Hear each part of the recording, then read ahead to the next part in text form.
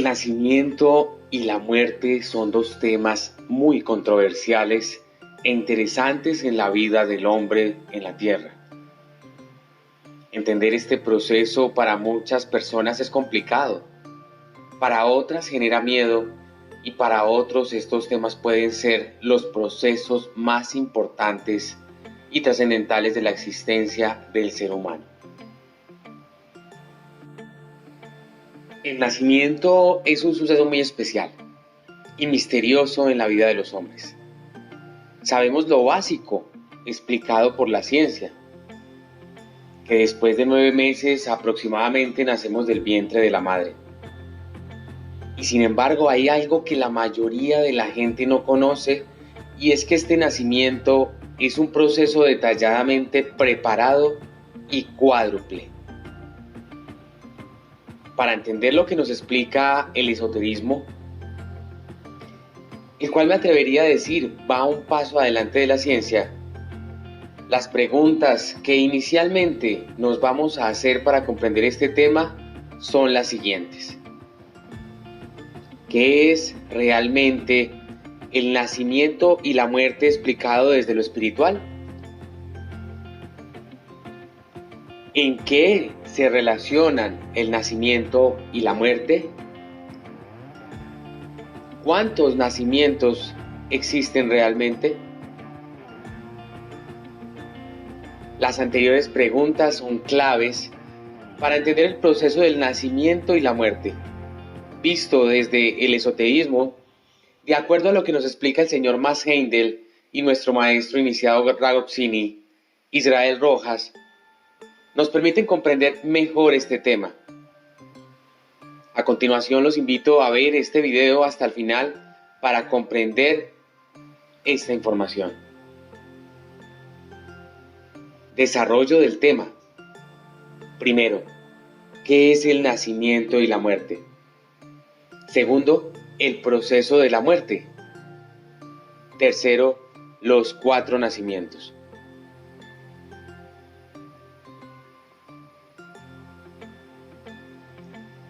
Nacimiento es definido como hecho de salir de una persona o un animal vivíparo del vientre de la madre, un animal ovíparo del huevo o una planta de la semilla.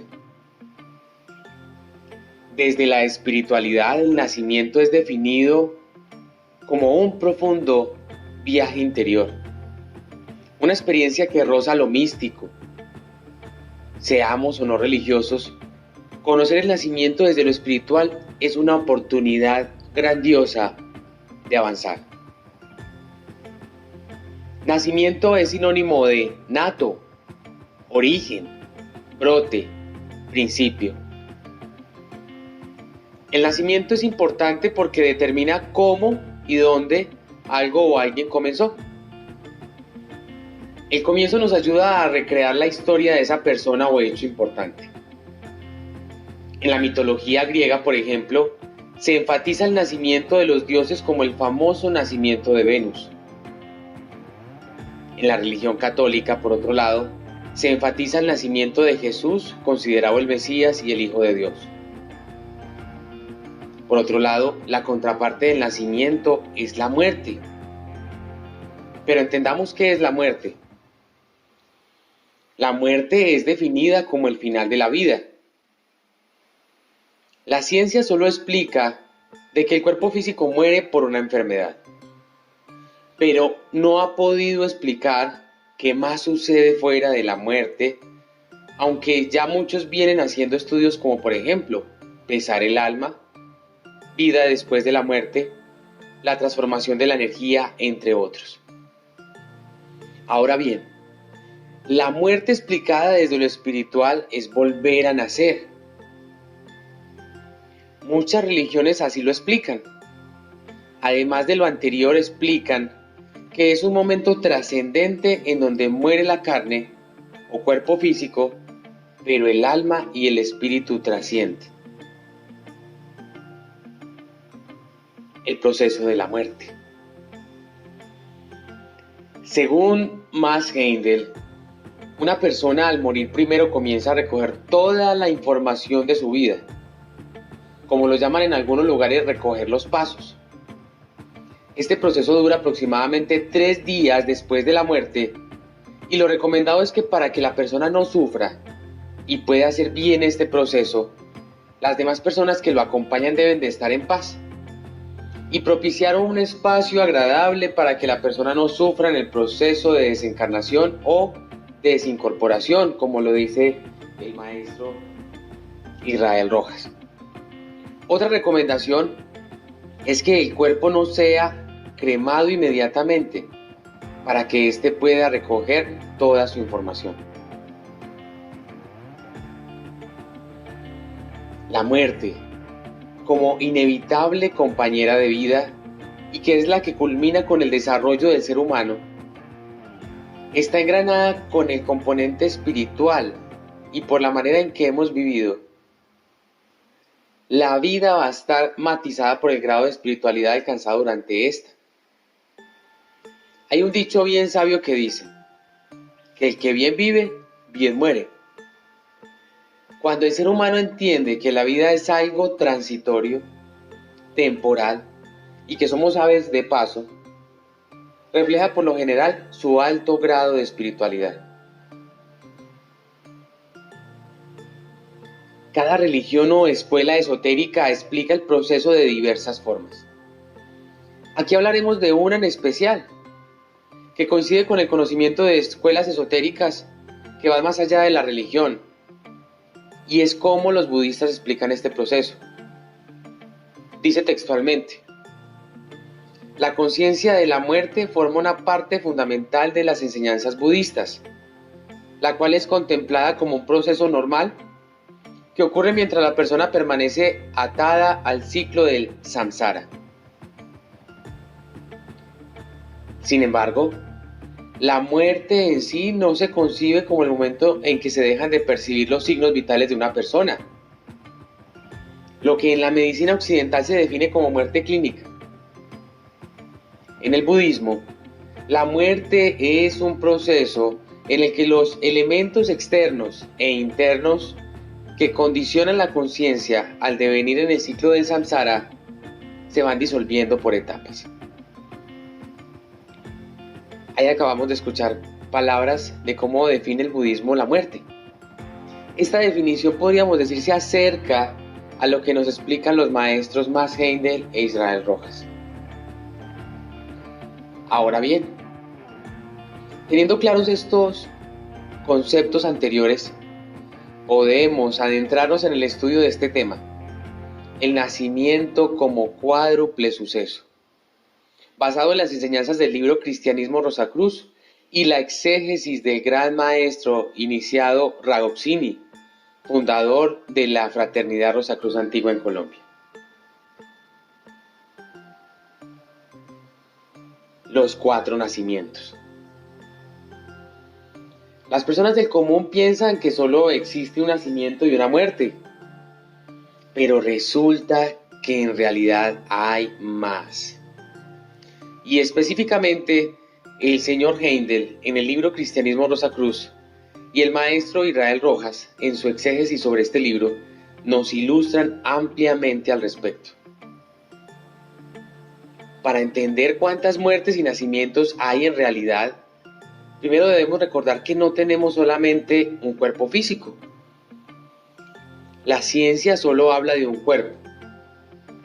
Pero los que son clarividentes, quienes son clarividentes, o en otras palabras, quienes ven más allá de lo aparente, han podido de manera grandiosa ampliar esto.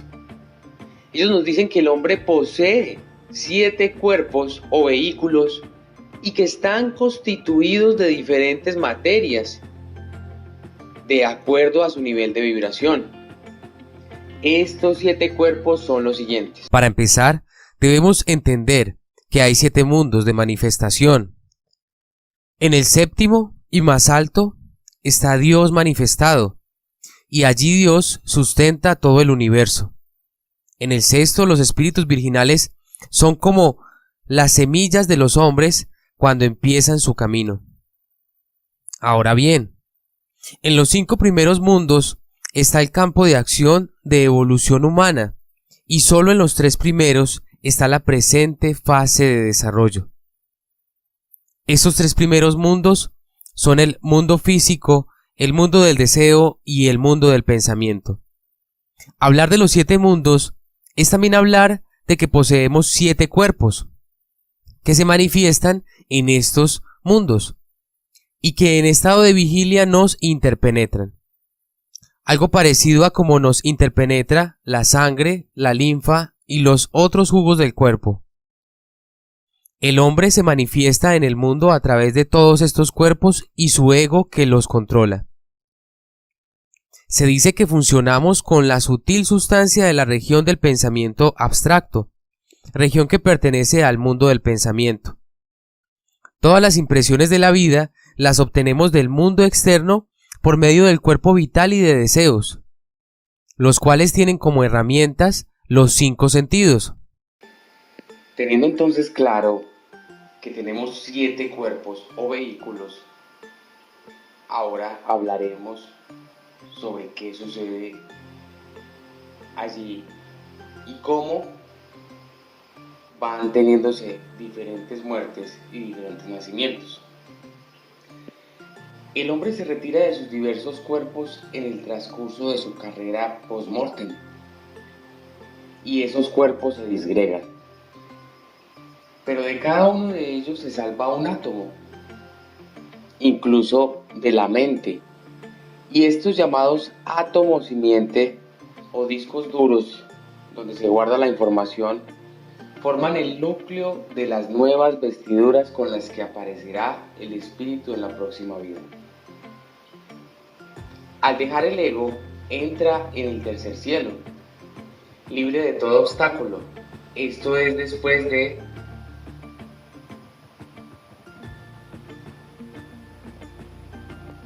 primero dejar el cuerpo denso al morir, después deja el cuerpo vital y después deja el cuerpo de deseos, después de dejar el purgatorio. Por último, queda solo el espíritu. El tercer cielo es el gran acumulador de fuerza espiritual. Allí se fortalece para la nueva vida terrestre. Sir Edwin Arnold expresa esta idea hermosísimamente en su Son Celestial, donde dice: el espíritu nunca ha nacido ni cesará de ser jamás. En tiempo alguno ha dejado de ser. Principio y fin no son más que ensoñaciones. El espíritu ha permanecido siempre libre de todo nacimiento o muerte. Esta en nada lo afecta. Así como uno se saca un vestido viejo y toma otro nuevo diciendo, hoy usaré este, así también deja el espíritu su ropaje de carne y va en busca de otro nuevo. De acuerdo a las enseñanzas de los maestros, estos dicen que la ley de consecuencia determina nuestra existencia después de la muerte de acuerdo con la vida que hayamos vivido aquí. Si en la vida terrestre éramos muy dados a los deseos y pasiones inferiores, nuestra existencia, por ejemplo, las personas que durante su vida eran muy dadas a las pasiones y deseos inferiores, entonces pasarán más tiempo en el purgatorio.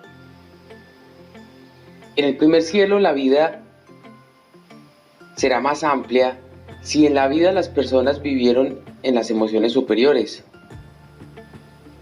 El hombre, por ejemplo, que ha vivido una vida grosera dedicada a la gratificación de sus sentidos, que ha sido malignamente destructivo, tendrá una estadía dolorosísima en el purgatorio, porque ha sido muy malo. Es simplemente una sala de espera. En el segundo cielo pasarán más tiempo aquellos que construían y planeaban mucho con la mente mientras estaban en vida. Allí prima el pensamiento concreto. En el tercer cielo solo pasarán tiempo quienes hayan dedicado algo de tiempo al pensamiento abstracto, que no tiene relación ni con el tiempo ni con el espacio. Los egos más avanzados desarrollan ideas originales que más tarde se manifiestan como genios en la vida terrestre. Con respecto a esto, el autor nos indica que la mayoría de nosotros es incapaz de pensar abstractamente y por lo tanto no tendremos percepción interna en el tercer cielo. Si pensamos en el amor, lo asociamos con alguna persona. Nos desagradan las matemáticas porque son secas, áridas y abstractas. La afirmación de que 2 y 2 son 4 no produce la menor emoción, pero es un hecho inestimable. Porque cuando nos elevamos sobre el sentimiento dejamos las trabas detrás y la verdad se nos hace aparente enseguida. Nadie diría que 2 por 2 son 5, ni nadie discutiría sobre la proposición de que el cuadrado de la hipotenusa es igual a la suma de los cuadrados de los catetos. Esta es la razón del por qué Pitágoras y otros instructores ocultistas exigían que sus discípulos tuvieran conocimiento de las matemáticas antes de darles sus instrucciones. Una mente empleada en las matemáticas está ejercitada en el pensamiento lógico y consecuente, y es por lo tanto capaz de entresacar la verdad del error. Únicamente a tal mentalidad se le pueden dar con seguridad prácticas ocultistas. De ahí que un ego tan atrasado permanecerá dormido hasta el momento en que el nuevo nacimiento lo despierte para asistir otro día al colegio de la vida, donde podrá aprovecharse de otra oportunidad de mejoramiento. Muy a menudo se oye decir a las personas que oyen por vez primera hablar de esta doctrina: pero si yo no quiero volver. Este es el grito del cuerpo abrumado y fatigado, la consecuencia de una vida difícil. Pero tan pronto como las experiencias de esa vida han sido asimiladas en el cielo, la ley de consecuencia y el deseo de más conocimientos atraen al ego hacia la tierra, como un imán atrae a una aguja, y entonces aquel comienza a contemplar su reencarnación. Ahora también la ley de consecuencia es el factor determinante y el nuevo nacimiento está condicionado según nuestras vidas pasadas. Habiendo vivido muchas veces, es evidente, por supuesto, que nos hemos encontrado con muchas y diversas personas y que hemos establecido varias relaciones con ellas, afectándolas bien o mal. Habiendo sido nosotros también afectados por ellas, y con muchas tenemos aún deudas pendientes que no han sido pagadas por una causa u otra.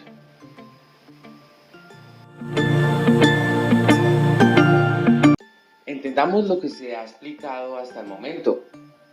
Se entiende que después de morir el cuerpo físico, luego siguen en proceso similar el cuerpo vital, el emocional, el mental y luego los 3 superiores, que también se denominan como el espíritu.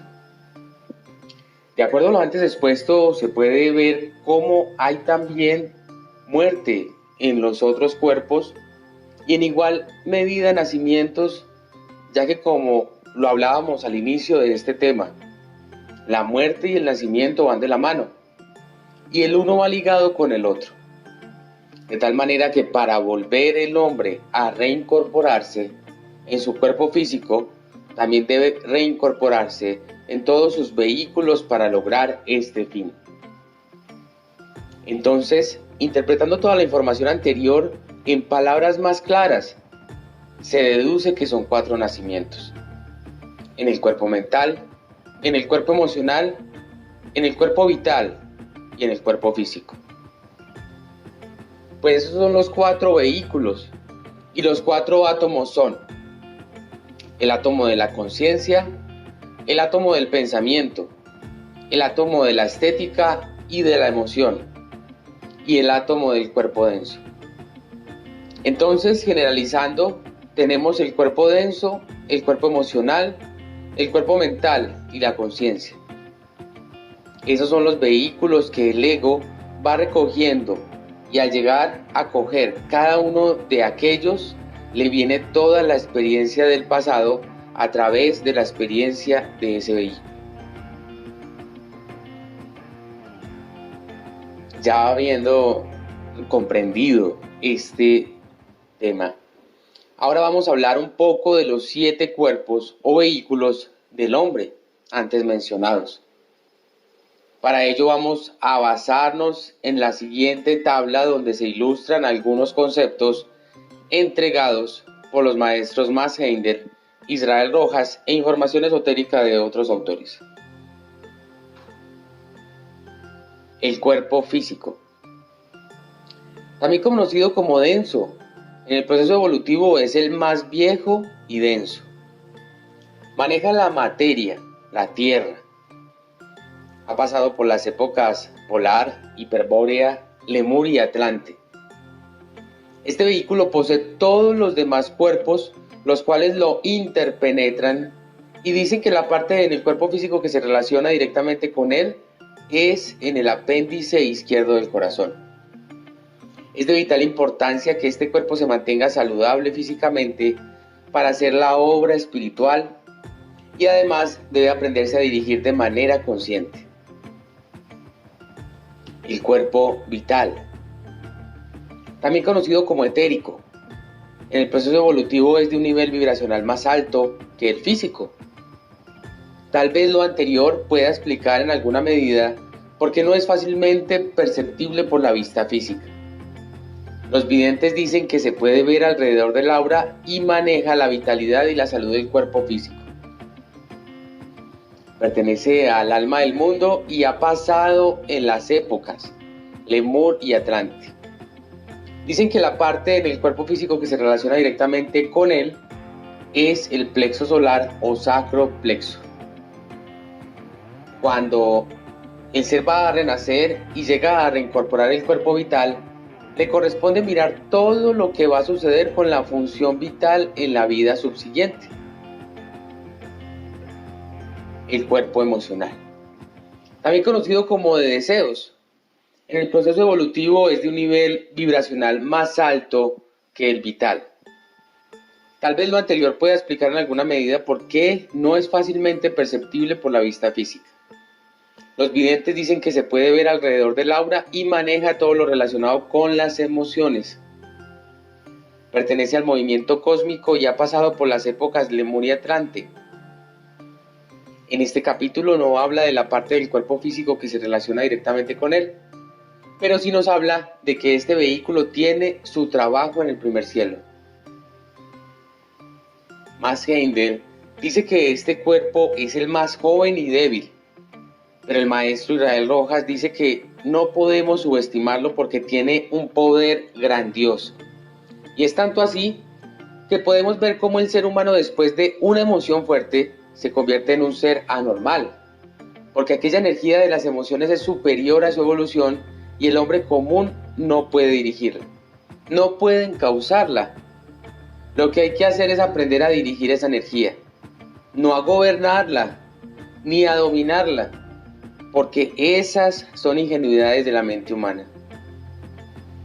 Es de vital importancia aprender a manejar esa energía, y si aprendemos a dirigir esa energía, entonces nos podremos parecer a Alejandro Magno dirigiendo a su bucéfalo, que era un potro furioso pero lleno de poder, enjaezándolo y poniéndolo frente al sol.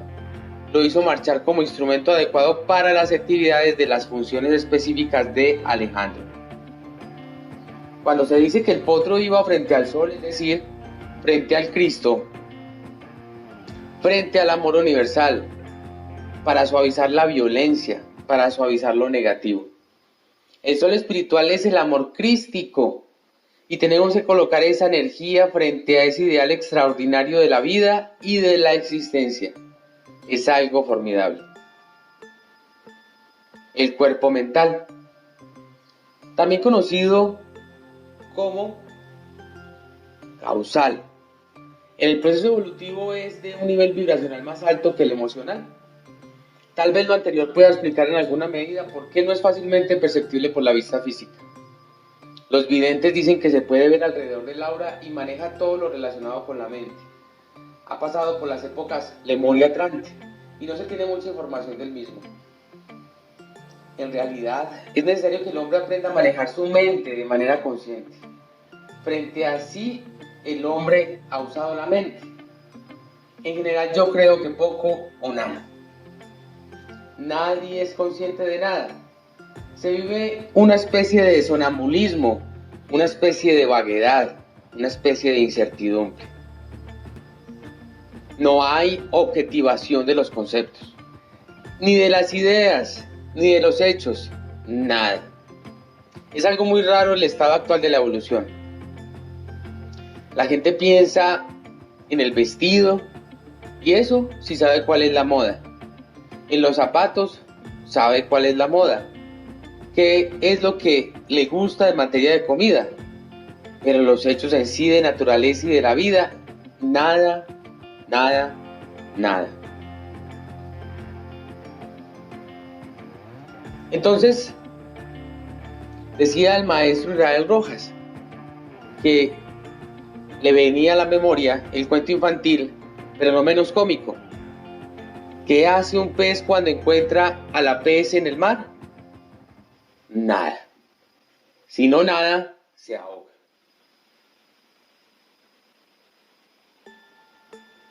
El cuerpo denominado espíritu humano, también conocido como mental superior, en el proceso evolutivo es de un nivel vibracional más alto que el mental inferior. Tal vez lo anterior pueda explicar en alguna medida por qué no es fácilmente perceptible por la vista física. Los videntes dicen que se puede ver alrededor del aura y maneja todo lo relacionado con la mente superior. Pertenece a la tríada superior del espíritu. Dicen que la parte en el cuerpo físico que se relaciona directamente es con la pituitaria y su reflejo, según el señor Heindel, está en el corazón y plexo solar. Y según el maestro Israel Rojas, está en el centro generativo. El cuerpo denominado espíritu de vida, también conocido como búdico, en el proceso evolutivo es de un nivel vibracional más alto que el mental superior. Tal vez lo anterior pueda explicar en alguna medida por qué no es fácilmente perceptible por la vista física. Los videntes dicen que se puede ver alrededor del aura y maneja todo lo relacionado con la mente superior. Pertenece a la tríada superior del espíritu. Dicen que la parte en el cuerpo físico que se relaciona directamente es con la glándula pineal. Y su reflejo, según el maestro Israel Rojas, está en la esfera umbilical. El cuerpo denominado espíritu divino, también conocido como álmico, en el proceso evolutivo es de un nivel vibracional más alto que todos los 6 anteriores. Tal vez lo anterior pueda explicar en alguna medida por qué no es fácilmente perceptible por la vista física. Los videntes dicen que se puede ver alrededor del aura y maneja todo lo relacionado con lo más elevado del espíritu. Pertenece a la tríada superior del espíritu. Dicen que la parte en el cuerpo físico que se relaciona directamente es con la raíz de la nariz. Y su reflejo, según el señor Heindel, está en el apéndice del ventrículo izquierdo. Y según el maestro Israel Rojas, está en el plexo solar o sacroplexo. Ahora bien, los 3 vehículos superiores o tríada espiritual, según el maestro Israel Rojas, también tiene relación con el logo solar. La esfera sacral, es decir, sagrada, porque allí está la energía del fuego del Espíritu Santo, que es un reflejo del primer aspecto de Logos. Luego el segundo aspecto de Logos está en la esfera de Yesod, y el tercer aspecto de Logos está en la esfera de Jod. Por lo tanto, allí están los 3 aspectos de la deidad reflejada no como hecho, sino como movimiento. De ahí los problemas tan grandes que tenemos en esta etapa de la evolución del ser humano. Allí están los 3 reflejos del Altísimo. Son los 3 poderes formales de la naturaleza, los cuales tenemos que aprender a dirigir para fines nobles y elevados de la evolución, de la sensibilidad y la conciencia. Pero siguiendo al señor Heindel, tenemos que el reflejo del Espíritu Divino es el átomo que está en el ápice del corazón. El reflejo del espíritu de vida está en el plexo solar y el reflejo del espíritu humano está en el hígado, el cuerpo de deseos. Así son las cosas.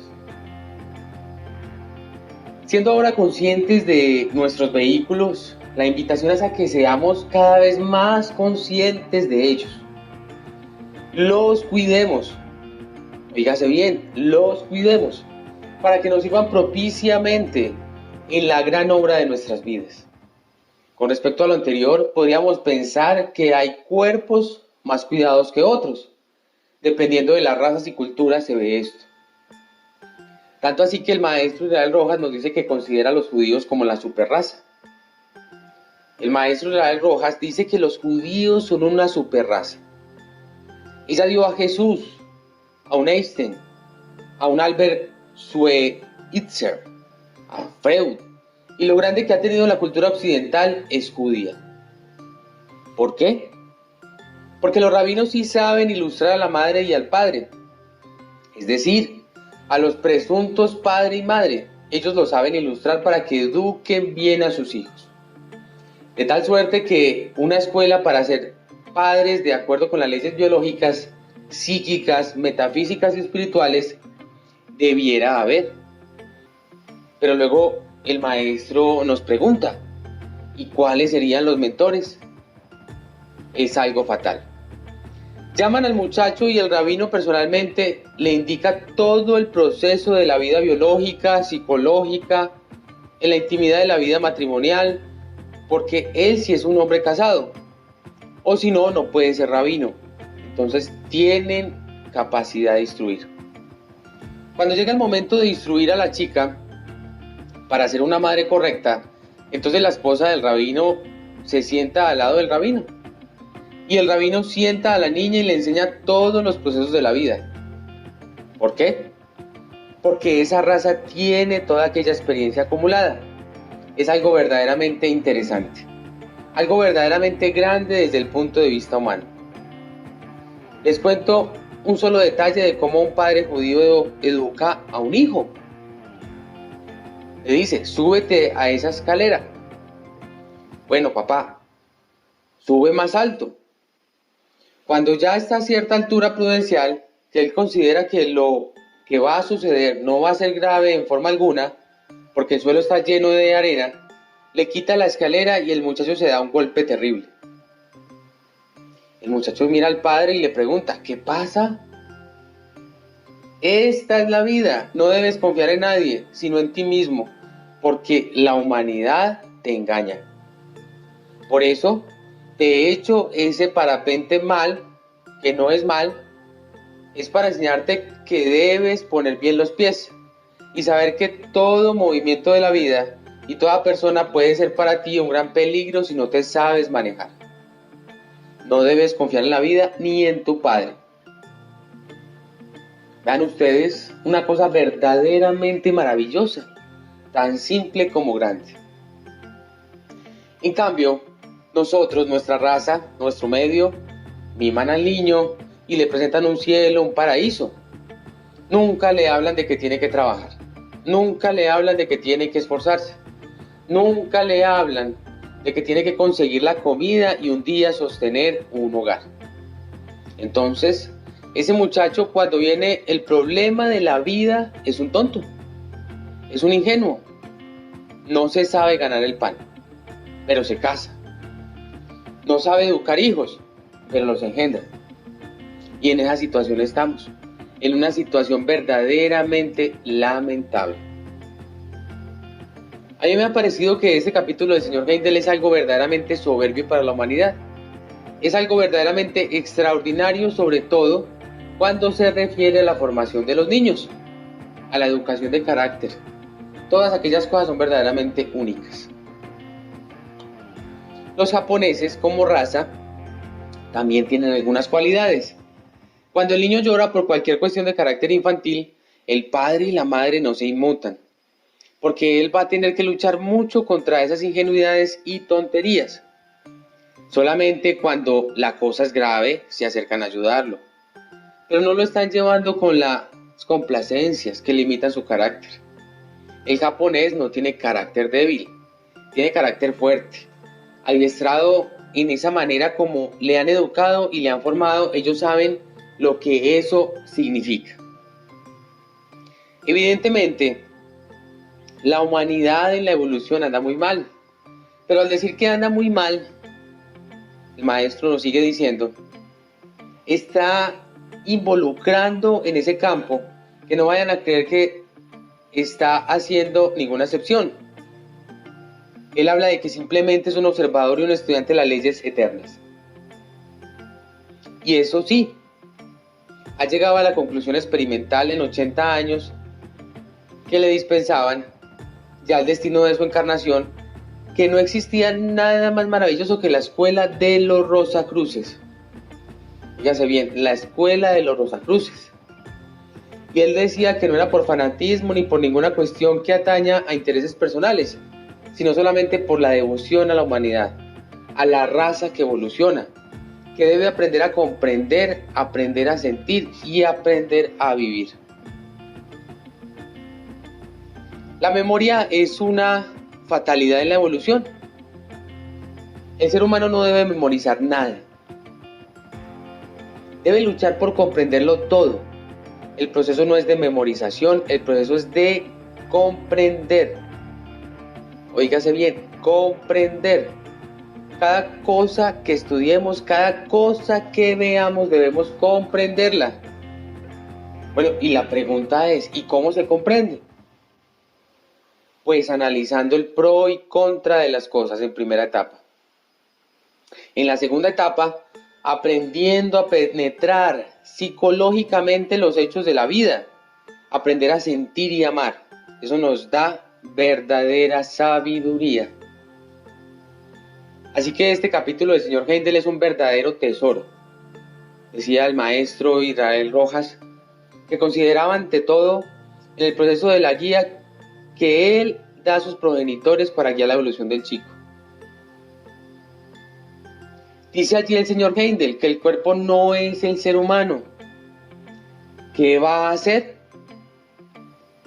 El ser humano es el pensador. Ese es el hombre. Y la palabra tanto en sánscrito como aún en los idiomas occidentales, man, es igual a mente. Eso es lo que se llama el hombre, la mente. Y así es como consideramos al ser humano sin darnos cuenta. La mente de este es muy buena para cortar madera y entonces es un buen carpintero. La mente de este es capaz de ilustrar unos zapatos y está bien. La mente de este ha sido educada para cortar trajes y está bien. Es la mente, es el hombre. El hombre es su capacidad mental en el estado actual de la evolución. Porque nosotros no vamos a juzgar como mente la capacidad tan extraordinaria de don López de Mesa para penetrar su conciencia y su sensibilidad de los misterios de la vida y traernos conocimientos tan asombrosos. No es la mentalidad de un Krumheller que se ocupa maravillosamente del alma del mundo, objetivada en la fuerza operativa de la energía generativa, con una capacidad algo increíble y extraordinaria. No es la mente de un señor Heindel que supo jerarquizar las energías de la naturaleza para darlas a conocer al ser humano. La mente no es la capacidad de un cabalista que jerarquiza potencialmente todas las energías de la vida. Nos hace ver el cuerpo, la vitalidad, la emoción, la inteligencia, la sensibilidad, la conciencia, el cosmos. Esas son las mentalidades especiales, excepcionales, realmente excepcionales. Así que el maestro nos sigue diciendo que la dirección que el señor Heindel da para los 4 vehículos fundamentales en que estamos evolucionando es formidable. Pero él no cree que la humanidad esté evolucionando en la mentalidad superior. La evolución de la humanidad se reduce comúnmente hoy al cuerpo vital, al cuerpo emocional y a una mente trivial, casi ridícula. Termino este tema diciendo que no me crean nada a mí, ni a los maestros, sino más bien como decía el maestro iniciado Ragusini, no creamos, sino comprendamos.